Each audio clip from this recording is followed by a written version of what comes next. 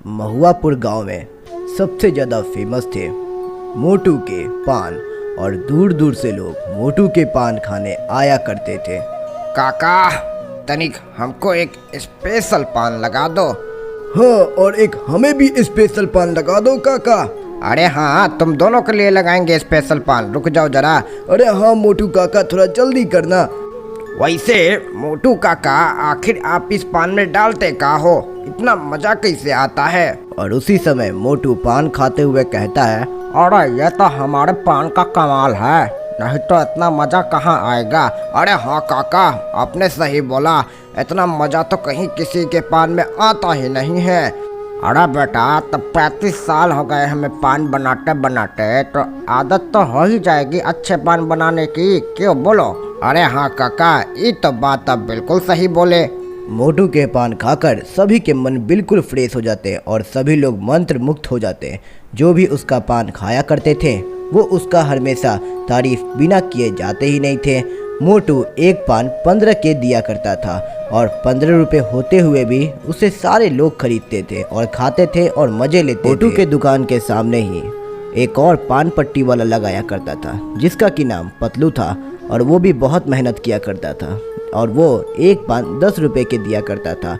हे special पान 10 रुपये, 10 रुपये, जल्दी आओ खरीद के ले जाओ, बस 10 रुपये, केवल 10 रुपये। और 10 रुपये देने के कारण भी कोई भी उसके दुकान पर नहीं आया करता था और बल्कि सारे लोग मोटू के ही दुकान से खाया करते थे पान। और ये देखकर पतलू बहुत ही ज़्यादा गुस्साया करता था और मन ही मन सोचता था, अरे यार, अब तो मेरा कभी लगता है दुकान चलेगा ही नहीं, लगता है अब ये शहर ही छोड़कर जाना पड़ेगा, मेरी तो किस्मत ही फूटी हुई है। कुछ ही समय बाद पतलू के दुकान के सामने से एक ग्राहक गुजरता है और तभी पतलू उसे रोकने की कोशिश करता है और कहता है, अरे चाचा जरा रुको, मेरे पास भी एक पान तो खा कर जाओ जरा।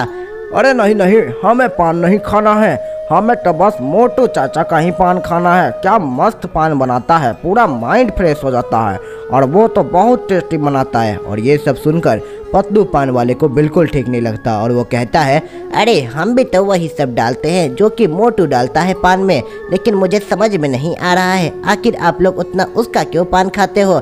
चलो ठीक है, कोई नहीं। पतलू लोगों को अपने दुकान पर बुलाया करता था लेकिन फिर भी लोग नहीं खाया करते थे और कुछ गिने चुने ही लोग थे जो कि उसके दुकान से पान खाया करते थे। और ये सब देख पतलू बहुत ही ज़्यादा गुस्से में रहता था और बहुत उदास भी रहता था। कुछ ही समय बाद पतलू अपने घर जाता है और फिर उसकी पत्नी उससे कहती है, अरे जी क्या हुआ, कुछ कमाई धमाई हुआ कि नहीं, इतना मुंह क्यों लटका हुआ है, जल्दी बताओ।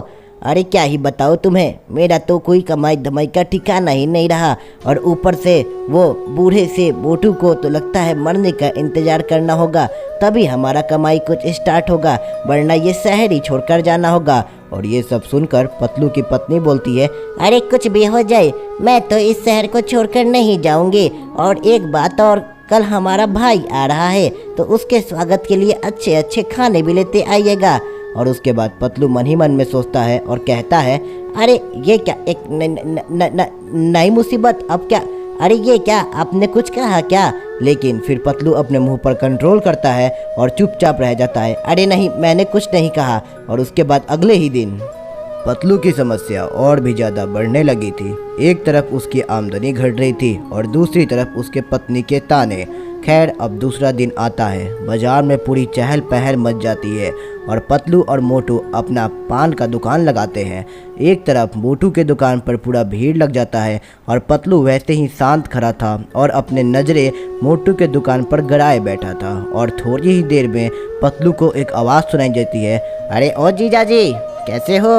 और जैसे ही पतलू देखता है कि उसका साला वहाँ पर आ चुका है तो कहता है, अरे यार तुम इतना दूर क्यों खड़े हो, चलो पास आ जाओ, दूर से ही प्रणाम करोगे क्या?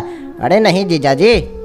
जीजा जी से मिलता है और कहता है, अरे जीजा जी कैसे हो? और उसके बाद पतलू कुछ जवाब नहीं देता है और मोटू के दुकान की तरफ मुड़कर देखते रहता है। और ये सब जैसे ही उसका साला देखता है तो कहता है, अरे पतलू जी मेरी बात तो सुनिए, अब बार बार वो मोटू के दुकान पर बार बार क्यों देखते रहते हो? जरा इधर मुझसे बात भी तो करो, कुछ बात है क्या, कोई समस्या है क्या? और ये सब सुनकर पतलू कहता है, अरे नहीं, कोई समस्या नहीं है, बस मैं इसी टेंशन में था कि मेरी आमदनी घटते जा रही है। उस मोटू के तो दुकान पर इतनी भीड़ रहती है, लेकिन मेरे दुकान पर तो एक भी भीड़ ही नहीं रहती है। अच्छा तो ये बात है, मेरे पास एक आइडिया है। आइडिया की बात सुनते ही पतलू के मन में कुछ ख्याल आता है और वो कहता है, अरे क्या आइडिया है, जल्दी बताओ। अगर आइडिया काम करता है तो मेरी आमदनी भी बढ़ेगी। वैसे भी पूरी आमदनी की ऐसी तैसी हो रखी है। और उसके बाद उसका साला कहता है उसके कान में जाकर, अरे जीजा जी। और उसके बाद वो अपने जीजा जी को कुछ प्लान बताता है